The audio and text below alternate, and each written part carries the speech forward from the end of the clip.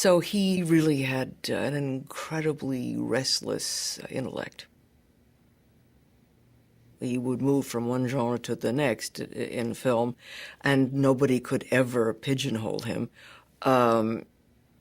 which of course drove people nuts. And so even though he was very much, one of the founders of the New Wave in France, you don't always see him recognized as that, as opposed to Truffaut or Godard.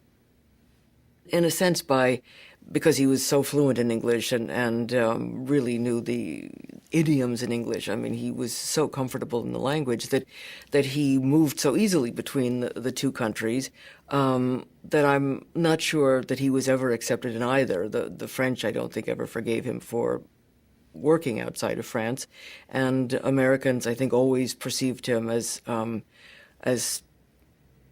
outsider who they respected and whose work they loved, but who really told films that were maybe lacking in a popular vulgarity that would have made them more commercial.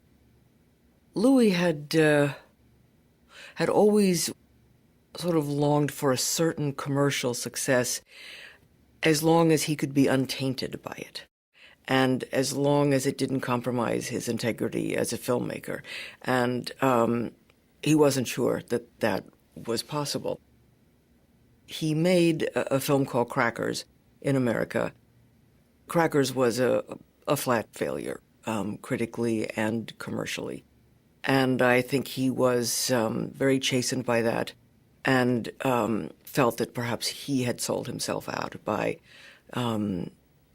doing a film that he was not passionate about, by doing a film that was really a labor instead of a labor of love. And then after Crackers, he did Alamo Bay. Louis loved John Ford, and Alamo Bay was sort of his Western, except that it was on the ocean and involved Vietnamese shrimpers along with in the Gulf of Texas. The reviews were just merciless, especially Vincent Canby in the New York Times, who not only attacked the movie, but attacked Louis. And it was a very personal attack. It was unsparing, and he was wounded.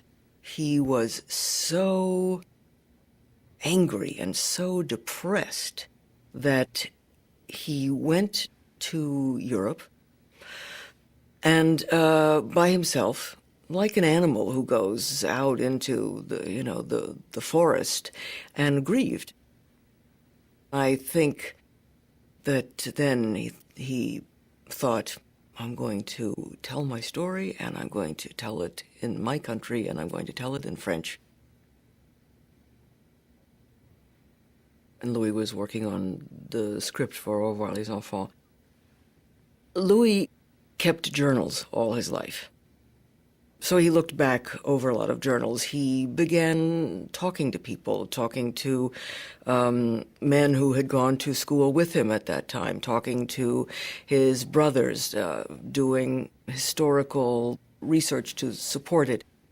And he was completely immersed in the story once he felt ready to tell it. Even though he had made semi-autobiographical films, this was really the most important, to tell as simply and powerfully as he could.